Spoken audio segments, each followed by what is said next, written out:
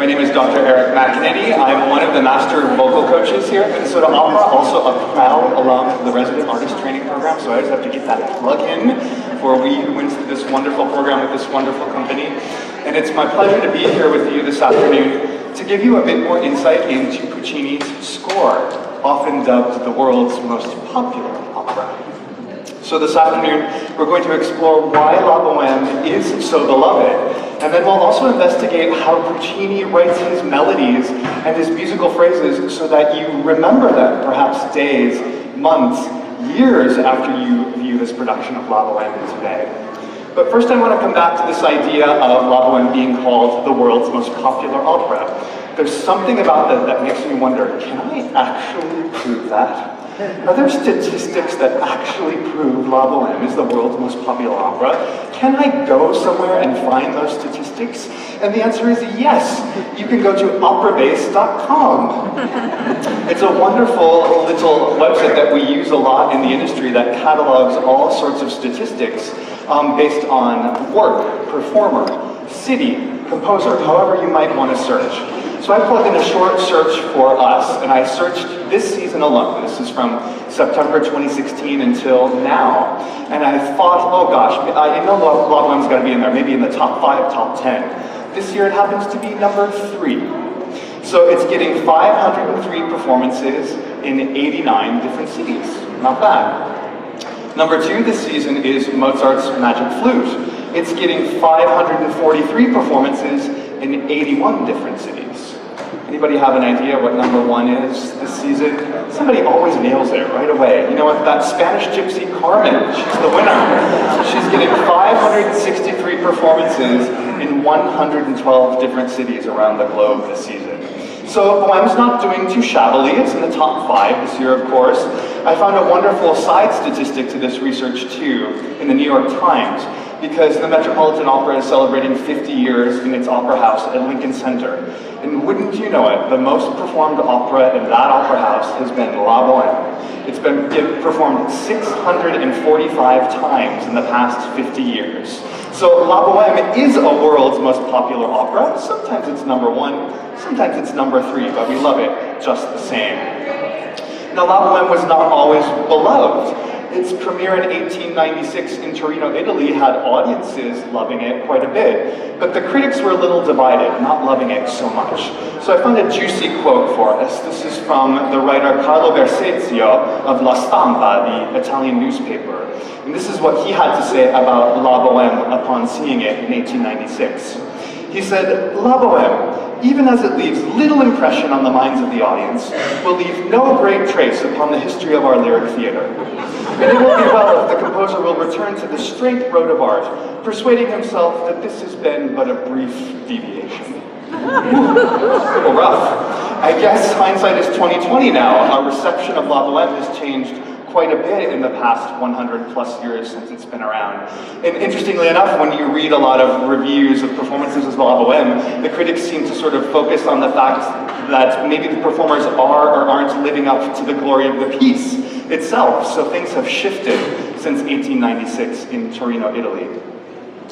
But why is La Bohème so beloved? Well, there are a number of reasons. I think one of the first reasons is that we have this cast of incredibly colorful characters, and they all come from Henri Murger's source material. He wrote a set of stories called La Vie de Bohème, or Bohemian Life.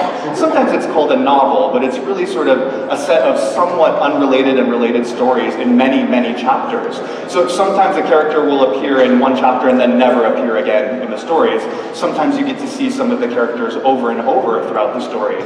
And so Puccini and his librettist Giacosa and Illica really wanted to take this rich source material and kind of boil down all of these characters into some more archetypical operatic characters for our consumption in the purposes of the lyric piece. And in particular, I think about our tragic heroine Mimi. She's actually more like the character Francine in Murger's set of stories. So sometimes the librettist combined a lot of different characters into one to give us one of the operatic archetypes. Francine herself is a little bit more fragile, timid, innocent, and so they kind of brought her into the story as a contrast to Musetta, who is the Hellion opera diva who sings her famous waltz in scene 2. So they really wanted to get a contrast in archetype of characters, so they took Murger's characters and boiled them down into one sometimes. Now I want to read to you a really fabulous description of some of the characters that appears in the title page to scene 1 in the printed score. This is the Ricordi edition. And if you look at that particular edition of the score, each scene has this sort of really glorious, rich description of some of the characters that will be appearing in that scene. So I want to just read to you the description to scene 1, just to give you an idea of what level of detail and artistry we're dealing with in terms of creating these characters. So this is what it says in the title plate to scene 1. Mimi was a charming girl, especially apt to appeal to Rodolfo, the poet and dreamer. Aged 22, she was slight and graceful. Her face reminded one of some sketch of a high-born beauty. Its features had marvelous refinement. The hot, impetuous blood of youth coursed through her veins, giving a rosy hue to her clear complexion that had the white, velvety bloom of the camellia. This frail beauty allured Rodolfo, but what wholly served to enchant him more were Mimi's tiny hands, that despite her household duties, she contrived to keep whiter even than those of the goddess of ease. Doesn't that just make you melt a little bit? Oh, so beautiful. So we get this idea of all this rich source material coming from Murger and then being boiled down by Giacosa and Ilica, the librettist. And what's so fabulous about something like this in a musical score is it gives you an entree to what singers go through when they start to create their characters. They mine for source material like this, just to see what the librettist and the composer were thinking about when they created the piece. So this is usually step 1 for singers in creating a character, usually before they sing a note of the musical score. So if you have the chance, pick up the Ricordi La Bohème score. You can check it out from the library. These title plates are just gorgeous. I know you'll enjoy them. So we have all of these wonderful characters in Murger's source material. That's one reason we love La Bohème. A second reason is probably because the story seems to effortlessly combine comedy and tragedy and go back and forth. And I call Puccini really a composer of the theater. He is one that is really great at sort of inflating that tension balloon, then inflating that tension balloon, and it looks like it's gonna pop, and then he just lets a little air out. And then he inflates it again, and then he lets a little air out.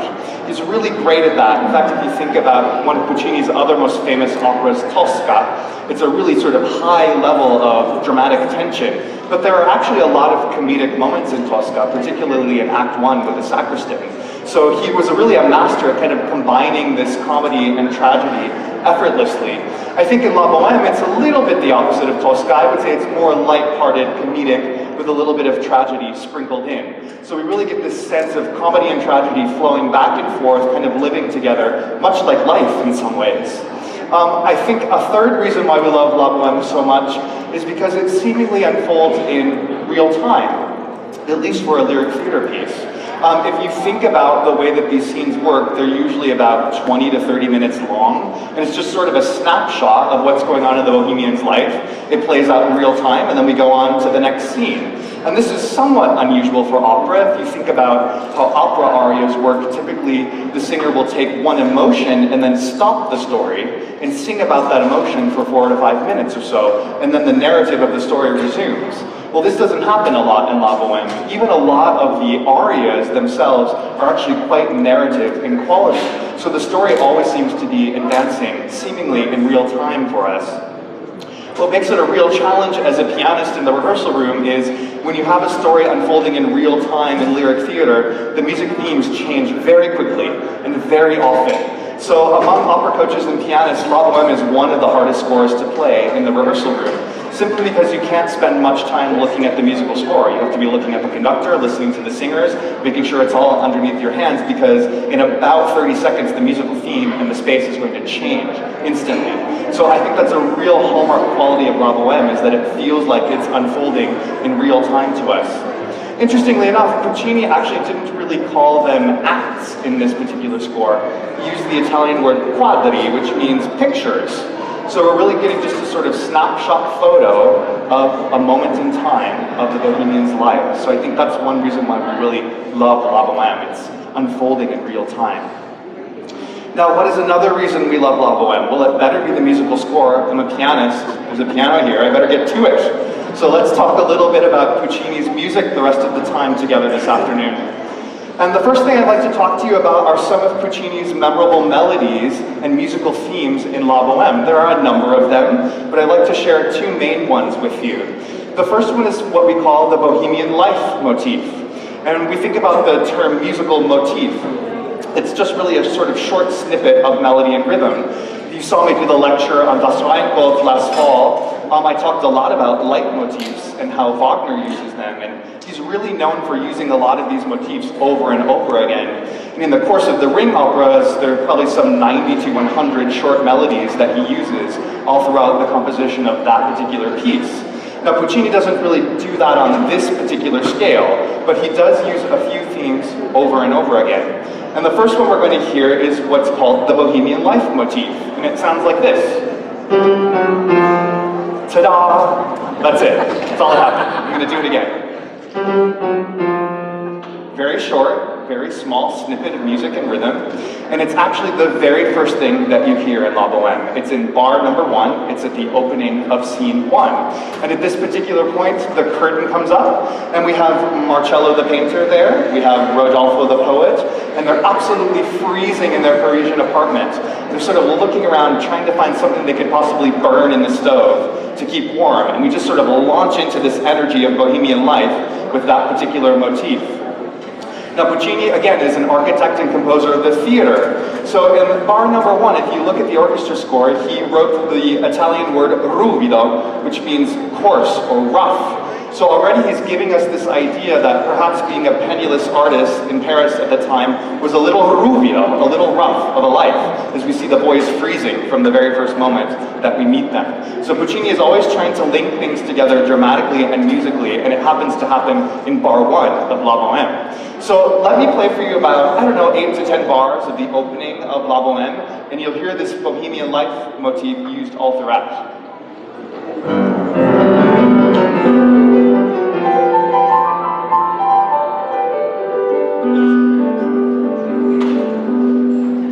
It's such a curious and great opening to the album. I wish I could make more sound, but I only have 10 fingers. The orchestra makes a lot of sound at the beginning, and it's somewhat unusual. It's not an overture, it's not really a melody, but it is a sort of certain dramatic energy that Puccini gives us at the very opening of La Bohème to kind of paint what the Bohemians are up to and what they're feeling in their own lives at this moment. Now, sometimes Puccini will use the Bohemian life motif very overtly. You'll hear it in exactly that form that I played for you. Sometimes he'll use it a little bit in disguise and insert it into the musical texture when we're least expecting it. So I'd like to play one example of that for you. This is later on in scene 1. Benoit, the landlord, is knocking on the boy's door and saying, "Where is the rent? You haven't paid the rent." And the boys are very adept at distracting him. They've done it many times. So they say, "Rent? Well, who cares about rent? Have you been out dancing? Do you have a girlfriend? What's going on in your life? What's going on in your love life?" So they kind of distract him and get him to start talking about his own love life. And so at a particular moment that I'm going to play for you, Benoit starts to kind of recount what ladies he likes and doesn't like so much. And at that particular moment, Puccini inserts some of the Bohemian life motif, albeit in disguise, as Benoit, who is much older than the boys, starts to relive his own Bohemian youth, thinking about what went on in his life at the time. So I'm going to play this short excerpt for you. It's only 3 bars. See if you can spot the Bohemian life motif in disguise.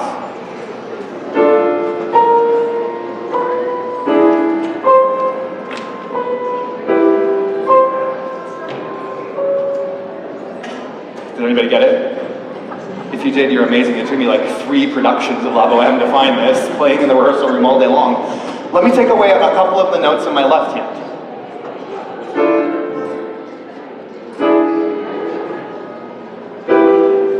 Hear it yet? What if we restore the rhythm from the opening of the show? Well, there it is. So Puccini is really working on a level that sometimes is subconscious to us. Again, he's a man and composer of the theater. So when there's something happening perhaps with the character's internal thoughts, reminiscence, Foreshadowed, he'll often take some of the most famous musical themes and weave them into the orchestral texture, whether we know that they're there or not. And that's definitely part of his genius as an opera composer. Let's hear another famous musical theme from La Bohème, and this is the Rodolfo Mimi love theme. You'll hear this throughout the afternoon all day long, and it sounds like this.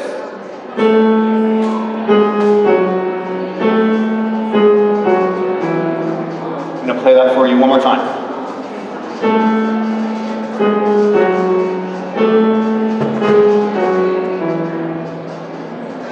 Now this particular theme actually first appears in Rodolfo's famous Act 1 aria, Che gelida manina, or Your Tiny Little Frozen Hand. He and Mimi are kind of searching around in the dark to find a match to light their candles, and all of a sudden their hands touch and the orchestra goes, boing. There's like this sort of energy that goes right together when they touch hands for the first time. But clearly there's an attraction and a spark. And so we get a little bit of this theme in his aria first, but I don't want to play that for you. I actually want to play the Rodolfo Mimi love theme as it exists at the end of scene 1. This is in their duet O Soave Fanciulla. And what Puccini does here is he kind of takes this theme, he starts it sort of lower on the musical scale, and then he moves it up and he plays it again, and then it moves up and plays again, and then it really swells into this sort of big moment as Rodolfo and Mimi sort of profess their love to one another. And at this particular point, they've already shared a bit about themselves in aria form, of course, and they hear down below the boys saying, oh, come on, get on with it. Aren't you going to finish that stuff up there? We got to go to dinner. Let's go to the Café Mamousse. And so Rodolfo and Mimi just kind of share a little bit of a fleeting private moment at the end here. One last private moment before they get on to the Café Mamousse. And we hear this iteration of the Rodolfo Mimi love theme over and over again. So I'm going to play it for you. This is, again, about 10 bars of music. This is the Rodolfo Mimi love theme as it exists at the end of scene 1.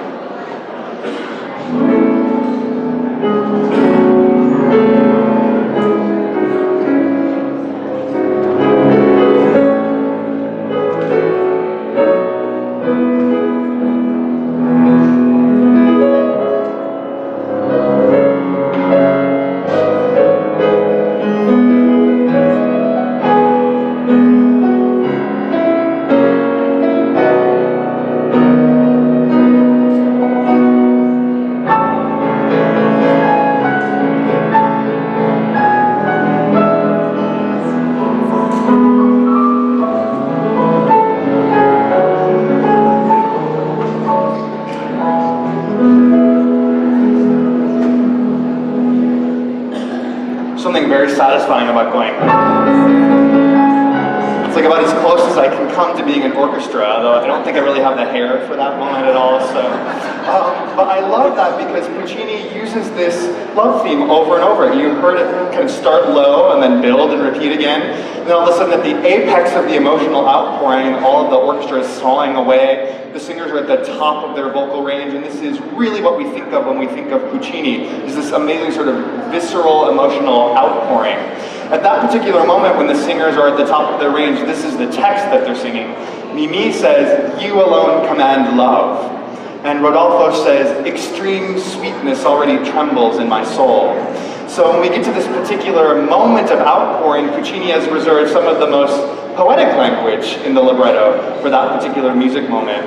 And he's really adept at kind of spinning these themes together until we get into that very Puccini-esque moment when the lovers share their connection with one another at that particular point in the show. Let's go to a transformation of this love theme.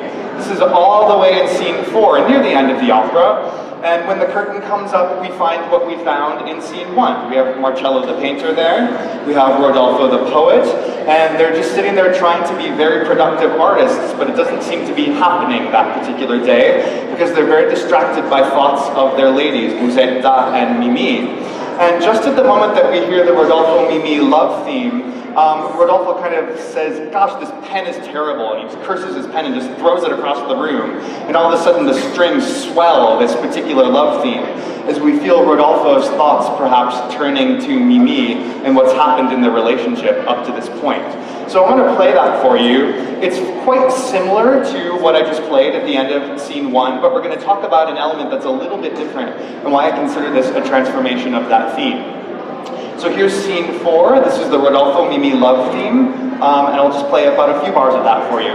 You'll hear kind of the swell and the sort of hot-blooded thoughts, and then it'll just sort of kind of wisp away to something a little bit more wistful. So here it is.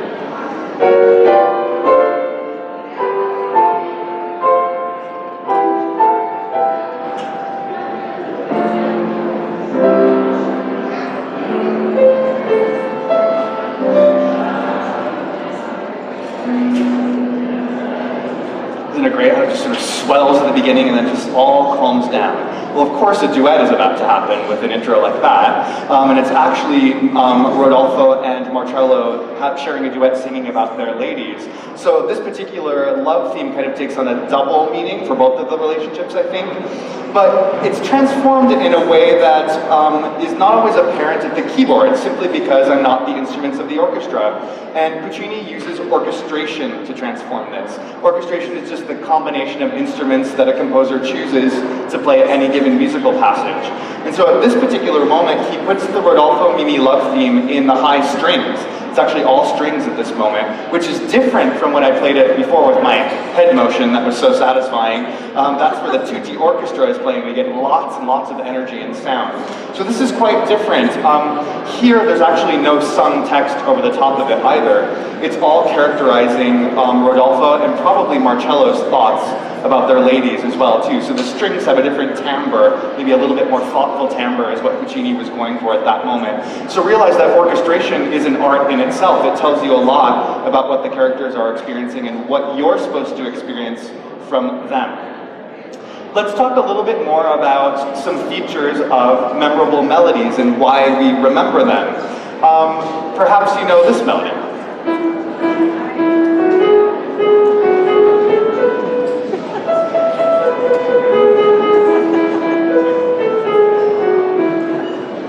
We all know row, row, row your boat. Well, why do we remember this? Well, of course, one big reason is that we learn it in childhood when synapses are firing and everything's developing, so we remember a lot of things from childhood.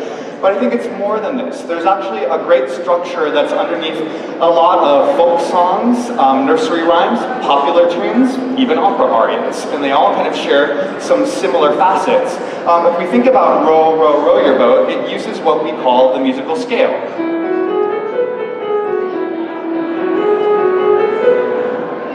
So the musical scale is a really important architectural system for Western tonal music, and a lot of memorable melodies use this. But beyond that, if you look at my hand and the keyboard, those that can see it, I'm playing keys that are very close together on the keyboard. I'm not jumping all over the place. So I think this is a really great architectural detail of memorable melodies. They make small use and compact use of the musical scale. We call this stepwise movement on the keyboard. Oftentimes, church hymns, for example, are what I call in the key of the people. That is, they share a very sort of tiny musical range, because most of us who haven't trained our voices have about an octave, maybe a little bit more than 8 or 9 notes. And so a lot of melodies use that musical scale, which happens to have 8 notes in it. So you see a lot of architectural detail in these particular memorable melodies. Also, Row Your Boat happens to use some skips in it, like the Melodies. And if I play all those skips together, I play what's called a major chord. I happen to be in E major, so this particular chord is the most important chord in E major. So when there are skips in memorable melodies, they're often on the actual major chord of the key. That's a really important architectural detail as well in memorable melodies. I think a third detail that maybe we know is that there are a lot of patterns in memorable melodies. If you think about the Melodies again, the rhythm is the same. Dot, dot, dot, dot, dot, dot, dot, dot, dot, dot, dot, dot. That's one particular rhythmic pattern. Of course, it's the same word, so it makes sense that it's the same pattern. But if you think about the way that this melody begins and ends, it also has a melodic pattern. And then it ends this way. So at the beginning, I go up the scale. At the end, I go down the scale. Little question and answer in that way too. So these are 3 big features of why we remember these melodies. They have an architecture in sort of small stepwise motion outlining the major chord and also repeating patterns over and over again. So what the heck does this have to do with La Bohème? Get on with it, man. What are you talking about? I'm going to go to scene 2. This is Quando me ne vo, Musetta's famous waltz. And this is where she happens to be kind of hoping that Marcello is going to be looking at her because they're in a little bit of a tumultuous relationship. And so she sings Quando me ne vo, which is when I go out into the street, people just happen to stop and stare at me. She's trying to make him jealous. And this particular melody is probably one of the most famous in all of operatic literature. So let me play for you a little bit of Quando me ne vo. This is scene 2, Musetta's aria, and we'll talk about why it's so memorable.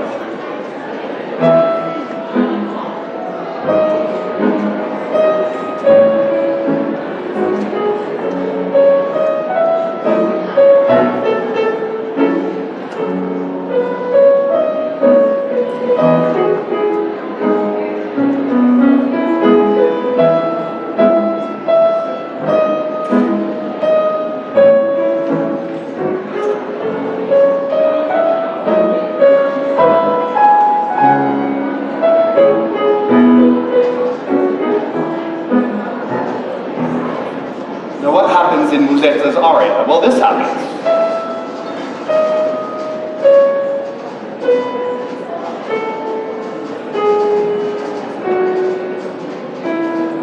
It's all a musical scale. Now, Puccini's the genius, not me, so it's not just a musical scale that happens, that doesn't tell us anything. He decorates it in a lot of different ways. One way that he uses to decorate this musical scale is what we call the musical sequence, where a composer will take a sort of set of distances on the keyboard, play those distances in order, and then move either up or down on the keyboard and play those distances again. So you can hear that at the beginning of Quando me ne vo. It sounds like this. And then I step down. I play the same distances again. So this is a melodic pattern, what we call a melodic sequence. So already we have this architecture of the use of the musical scale. We have repeated patterns, both melodically and rhythmically. It's all sort of coming together in perhaps one of the most famous operatic melodies ever composed. This is not an accident in any way. I think this is a big reason why we remember these things. Let's talk a little bit more about some features of Puccini's melodic writing.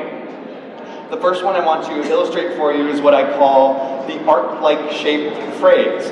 Puccini is really well known for this. So sort of kind of start a phrase, I don't know, like a 0 point, the melody's here, and then it'll dip down a little bit, and then it'll rise, and then it'll dip again, and then at about the 80% point, it goes, whoa, way up over the top. We have this huge sort of shape of outpouring of musical energy.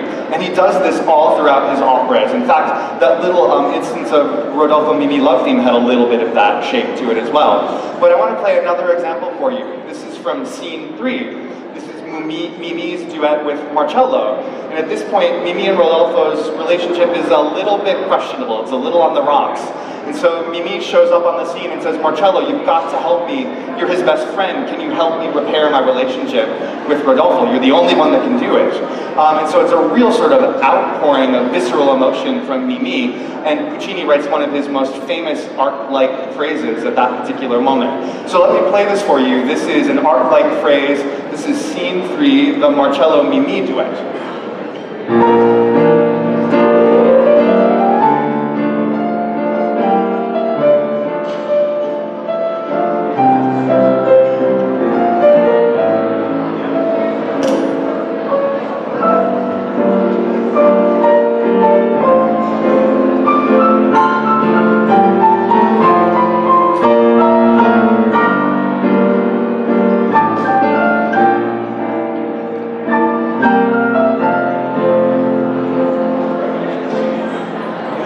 There's one of those moments again. It's just like the arc and the apex of all that emotion makes me want to dig in there. So you can hear that. You can hear this sort of 80% part of the phrase where there's this big arc shape and emotional outpouring. And the text there is actually Mimi saying, Il mio Rodolfo, my Rudolph. That's all she's saying there. So it's really sort of a cry out in a visceral way to really want to repair her relationship with Rodolfo. So you hear these arc-like shapes all throughout the afternoon today. Let's talk about one more feature of Puccini's melodic writing, and this is what I call the Morse code melody. And Puccini, again, is a master of playing with our emotions and making sure they're in balance all throughout the narrative. And so sometimes when there's something really important happening in the story narratively, he'll take away the melody. He actually gets rid of it altogether, and that seems a little odd for someone who's known as a melodist, principally. So I want to play an example of that for you. This is going back to scene 1, when Rodolfo and Mimi first meet, and Mimi's candle has gone out. She's knocked on Rodolfo's door. Again, there was that touch in the orchestra. And at this particular point, this is what their voice lines sound like.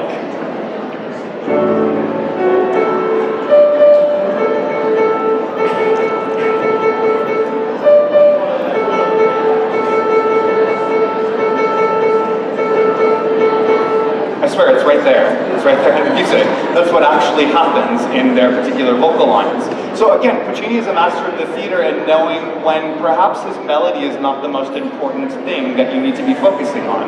Perhaps it's really more about the connection between these two main characters in one of the very first scenes of the opera. So he takes away the melody altogether.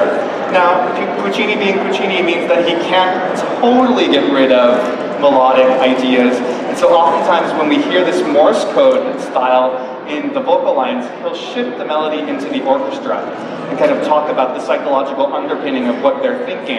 And at this particular moment, the orchestra is playing Mimi's famous Act 1 aria, Mi chiamano Mimi, they call me Mimi, and they're playing it before she's even sung it. So she sees this guy she's kind of connected to and wondering what she's going to say about herself, and it's just her thoughts. Well, what she's going to say about herself is actually in the orchestra at that moment, and then it happens maybe a couple minutes later in the scene. So Puccini's really adept at this, kind of taking away the melody when something really important is happening in the story. So I always tell people, when you hear this Morse code style, you better get your eyes up to the titles. Make sure you understand the translation of what they're talking about, because it's probably going to be a key element in how the story works and how we experience the character's growth throughout the narrative.